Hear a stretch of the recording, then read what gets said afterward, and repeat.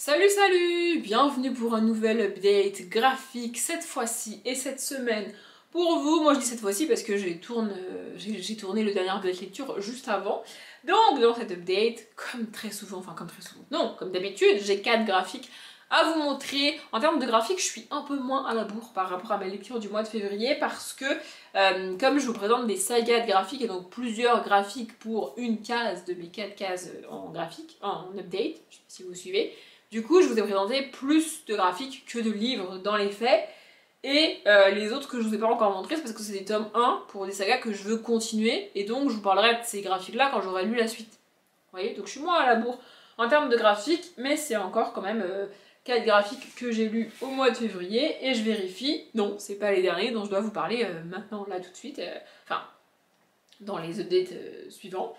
Mais écoutez, c'est pas très grave, au moins c'est 4 graphiques que j'ai lus récemment. Et on va commencer par un graphique que j'ai acheté d'occasion, un petit peu sur un coup de tête, et que j'aurais mieux fait de ne pas acheter, parce que j'ai pas vraiment apprécié.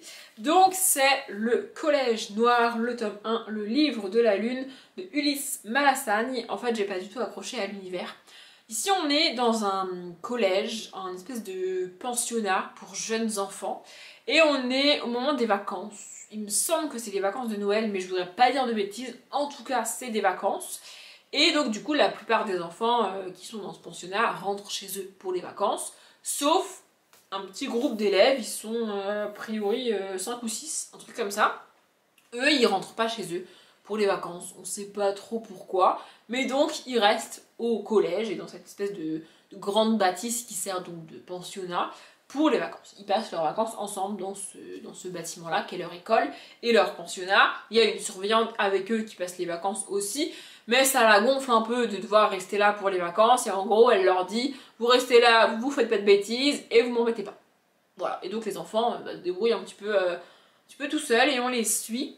Et assez rapidement, les enfants vont constater qu'il se passe des trucs bizarres. Il y en a un d'eux qui a disparu il y a pas très très longtemps, et la nuit, il y a des espèces de trucs qui viennent les visiter et des choses qui se passent, c'est assez bizarre. Et en fait, je l'ai dit en vlog, il me semble, moi j'arrive pas à savoir si on est dans du fantastique ou si on est dans de la réalité. C'est soit l'un, soit l'autre. Et là, j'arrive pas à savoir. C'est construit comme du contemporain, avec des espèces de fantômes et d'éléments fantastiques comme ça. Et moi, j'y arrive pas. En fait, soit on est en fantastique, soit on est dans la vie réelle. Mais on peut pas être dans la vie réelle avec des fantômes. C'est pas possible, ça ne marche pas. Mon cerveau, c'est pas possible. Vraiment, c'est... Je n'y crois pas aux fantômes et à toutes ces histoires de trucs surnaturels dans la vraie vie. Donc en fait, dès que je vois qu'il y a des éléments surnaturels comme ça, je me dis ok, on est en fantastique. Sauf que là, de la manière dont c'est construit et de la manière dont c'est raconté, j'arrive pas à être persuadée qu'on est en fantastique. On est vraiment ancré dans le réel en permanence, et moi ça me dérange.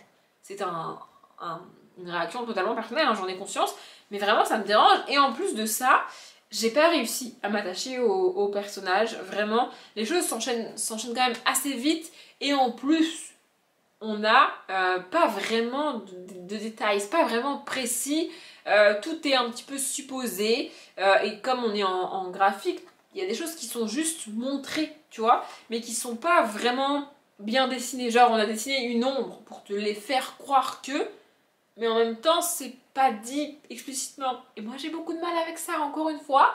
Soit ça se passe, soit ça se passe pas, soit tu me le dis, soit tu me le dis pas, mais tu me le supposes pas 4 fois de suite, pour au final pas me dire si c'est réellement arrivé ou pas. Vous voyez, moi j'ai besoin que tu me dises si c'est arrivé ou pas. Tu vois.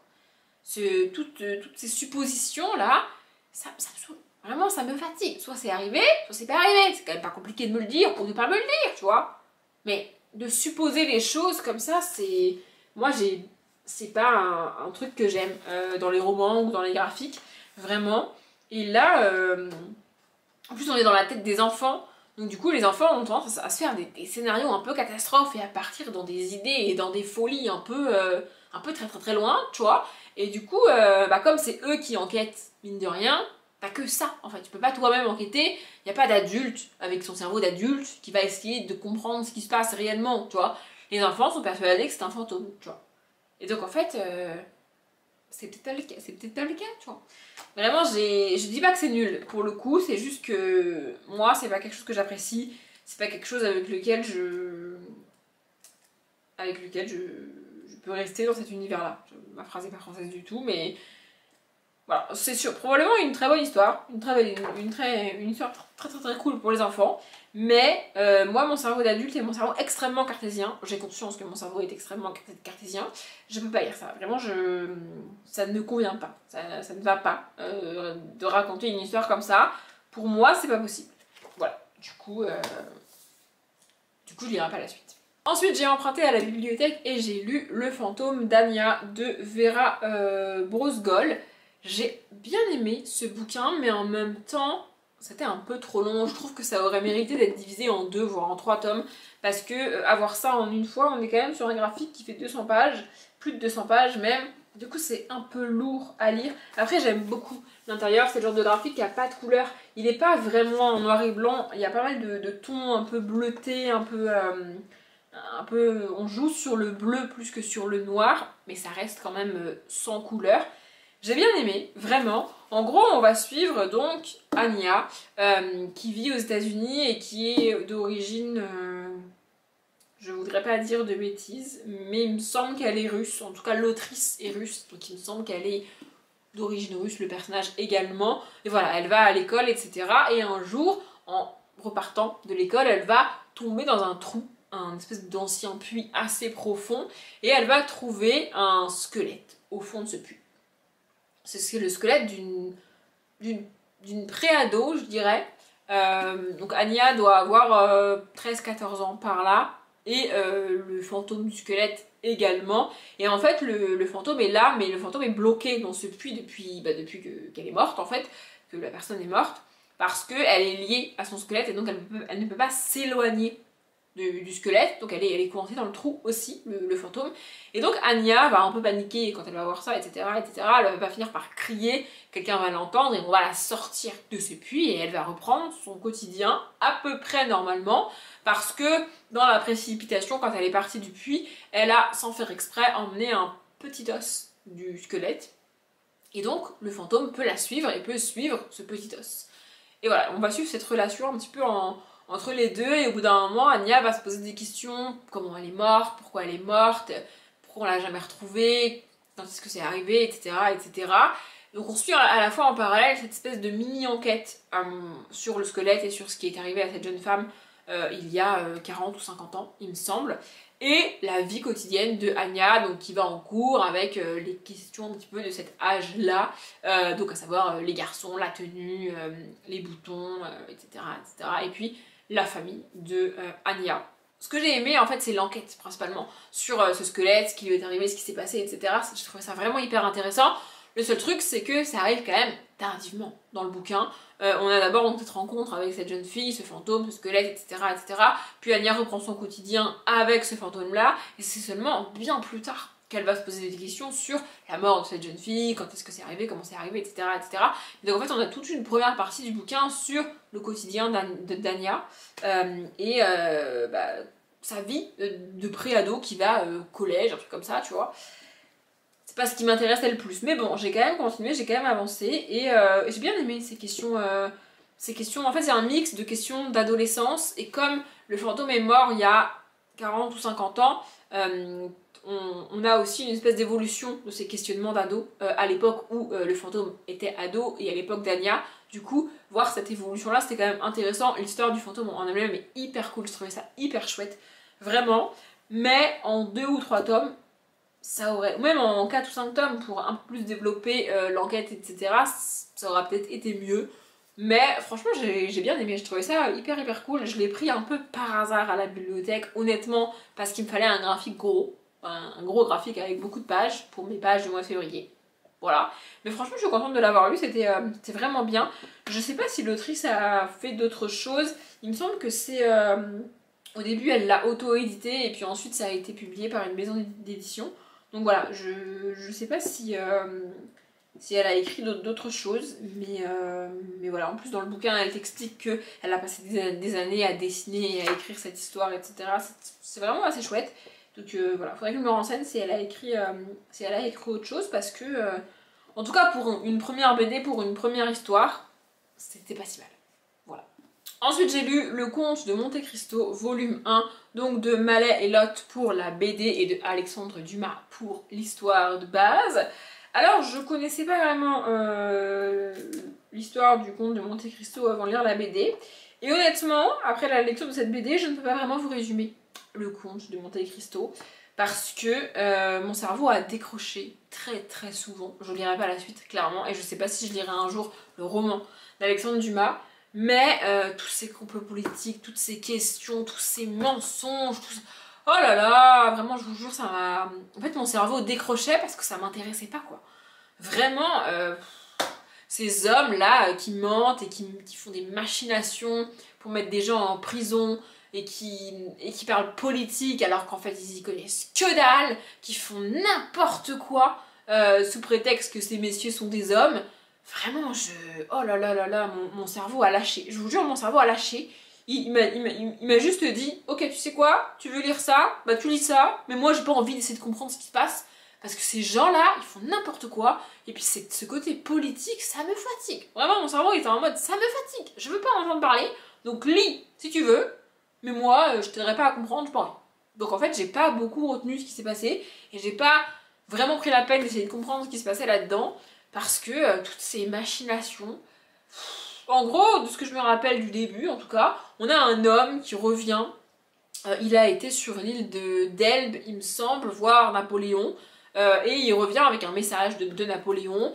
Il revient donc par le port de Marseille et il est censé épouser une jeune femme qui l'aime et elle l'aime aussi. Donc voilà, ils attendaient de pouvoir se retrouver pour pouvoir se marier, etc. etc. Je sais plus en quelle année ça se passe, hein, mais en gros, c'est dans les années... il y a très longtemps, quoi. Je vais pas dire d'année parce que je sais plus. Donc voilà, il revient et là, il va un petit peu parler de ce qu'il a dit et vu avec Napoléon, etc. sur son île. Il me semble que c'est Napoléon sur l'île d'Elbe, un truc comme ça. Je suis pas très douée, mais bref. Et pas de bol, les gens à qui il va raconter ça, ils vont s'en servir contre lui parce qu'il aurait pas dû aller sur l'île d'Elbe. Napoléon est exilé, personne n'est censé aller le voir, personne n'est censé aller lui parler, et encore moins rapporter un message de lui, tu vois. Et donc, voilà, il y a toute cette machination qui va se mettre en place. On a aussi un homme qui est amoureux de la même femme que cet homme qui est revenu et qui veut l'épouser, et du coup il va essayer de se mettre entre eux, sauf que la femme en gros elle lui dit même si je l'épouse pas lui, je t'épouserai jamais toi, je me suiciderai s'il le faut mais je ne t'épouserai jamais. Enfin vraiment c'est assez c'est violent quand même, vraiment. Alors après et je dis pas que c'est nul hein, mais c'est vraiment assez violent à lire, et puis vraiment toute cette histoire de machination et de politique pure. On parle quand même d'années où la peine de mort court, donc en fait c'est quand même risqué de faire ces trucs, de faire ça quoi. Et vraiment j'ai pas du tout accroché, j'ai pas du tout aimé.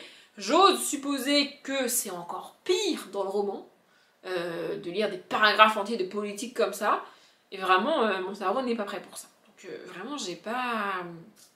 Voilà, j'espérais que ça me donnerait envie de lire le roman, mais en fait pas du tout. Voilà. Et le dernier graphique pour aujourd'hui, c'est celui-là, donc Merveilles et légendes des dames de Brocéliande de Sandrine Gestin. Et j'ai en partie aimé ce bouquin-là. En fait, c'est un espèce de recueil sur donc les dames de Brocéliande. Donc on a plusieurs femmes. Alors on a Guenièvre, j'ai trouvé ça très cool. On a Viviane, j'ai trouvé ça très cool. On en a que je connais pas, on a genre la dame à la licorne. Je connais pas la dame à la licorne, je vous avoue, mais écoutez, je l'ai lu. On a Mélusine, je trouvais ça très chouette. Mais au début ça partait extrêmement mal parce que la première histoire qu'on a, et j'ai pas compris ce que ça foutait là, la première histoire qu'on a donc c'est Iseut, donc Tristan et Iseut, et alors je déteste cette histoire. Vraiment, cette histoire est présentée dans la littérature comme l'une des plus belles histoires d'amour. Pour moi c'est l'une des plus belles arnaques qui existent. Vraiment, ça n'a aucun sens. Ce n'est pas une histoire d'amour, Tristan et Iseut. Vraiment, vraiment pas. Je comprends pas comment aujourd'hui ça peut être encore présenté comme une histoire d'amour, ça n'a aucun sens. Donc la première histoire qu'on a, non c'est pas ça. Au début on a une histoire, on sait pas. Vraiment genre je vous montre, ça c'est la première page. Il n'y a pas de titre, il n'y a rien du tout. Et juste tu lis cette histoire qui fait quand même une bonne quinzaine de pages, je dirais. Et tu sais pas, juste tu sais pas. Donc j'ai lu ça sans savoir ce que c'était, j'ai pas vraiment compris l'intérêt et ce truc, mais écoutez, je l'ai lu. Ensuite, je suis tombée sur Ise, et là, je me suis dit, oh là là, ça part mal cette histoire, parce que Ise, ça me saoule un peu. J'ai quand même commencé l'histoire de Ise, mais bon, je connais cette histoire par cœur, je l'ai déjà lue plusieurs fois, et je ne l'apprécie pas particulièrement, donc j'ai fini par la passer totalement. J'ai pas lu cette histoire-là, en plus elle est ultra longue dans cette version-là. Au bout d'un moment, franchement, ça m'a gonflé. Et ensuite, on arrive donc sur Dahu. Et là, j'ai trouvé ça plus cool. Voilà, donc on a donc Dahu avec cette légende-là, que j'ai bien aimée. Franchement, après ça, on a donc Mélusine. Et à partir de là, franchement, j'ai commencé à apprécier le roman. J'aurais juste préféré que ça commence par ça, parce que du coup, au début, je me suis dit, oulala, ça va être bizarre cette histoire. Ça a l'air... c'est pas ce à quoi je m'attendais. En fait, le début, c'était pas ce à quoi je m'attendais, mais la suite... oui, ensuite donc comme je l'ai dit on a Guenièvre, il me semble pas avoir oublié quelqu'un, ah oui, on a donc Arthur. Bon lui je me suis dit qu'est-ce qu'il fout là dans les dames de Brocéliande, mais bon, il est quand même pas mal lié à Guenièvre, donc soit on a Arthur, et donc on a Lancelot, en gros j'ai oublié les mecs apparemment. Voilà, j'aurais préféré qu'on les ait pas, hein, parce qu'ils ont rien à foutre dans les dames de Brocéliande, soyons clairs, mais bon. Ils sont quand même là et c'est des histoires que je connais pas vraiment, donc c'était assez chouette de les découvrir. Ensuite on a donc la dame à la licorne que j'ai bien aimé, franchement j'ai beaucoup aimé cette histoire, j'ai trouvé ça hyper chouette, vraiment. Ensuite on a Viviane, ah oui j'ai oublié Viviane, non j'ai dit Viviane ou Marianne, je sais plus. Bref, ensuite donc on a Merlin qui va avec Viviane quand même. À ce stade-là j'étais habituée à retrouver des mecs dans les dames de Brocéliande, mais bon, écoutez, voilà. Et donc ensuite, ah oui, les dames d'Avalon. Alors la seule référence que j'ai des dames d'Avalon, c'est le Marion Zimmer Bradley, que j'avais tenté de lire, et que j'ai assez rapidement arrêté parce que les idéaux de Marion Zimmer Bradley sont quand même extrêmement sexistes. Alors pour l'époque, ce que vous voulez, ok, mais moi il n'y a rien qui m'obligeait à lire ça là, aujourd'hui, donc bah, du coup donc j'ai pas lu. Ensuite on a Morgane, voilà, et il me semble que c'est fini après. Ouais c'est ça, c'est la dernière. Voilà, donc... franchement j'ai bien aimé, juste Ise, je vois pas trop ce qu'elle en fout là. Alors oui, ça se passe en Écosse, etc. etc. mais j'aime pas cette histoire, j'aime pas Ise, j'aime pas Tristan, j'aime pas leur histoire. J'aime pas ça, donc voilà. Mais après, tout le reste avec Viviane, etc. etc. franchement j'ai trouvé ça, Morgane et tout, j'ai trouvé ça assez chouette, assez cool, donc voilà. Je sais pas si vous vous en serez rendu compte, mais entre temps le soleil a disparu, le ciel est complètement couvert et il va pas tarder à pleuvoir, donc la luminosité est un petit peu catastrophique dans cette fin de vidéo. J'y peux rien, donc bah, je suis désolée, je dois faire avec le temps que j'ai, littéralement. Bref, cette update est donc terminée, j'espère qu'il vous a plu. Comme d'habitude, je vous souhaite une bonne journée, un bon après-midi, un bon appétit ou une bonne nuit, et je vous dis à bientôt.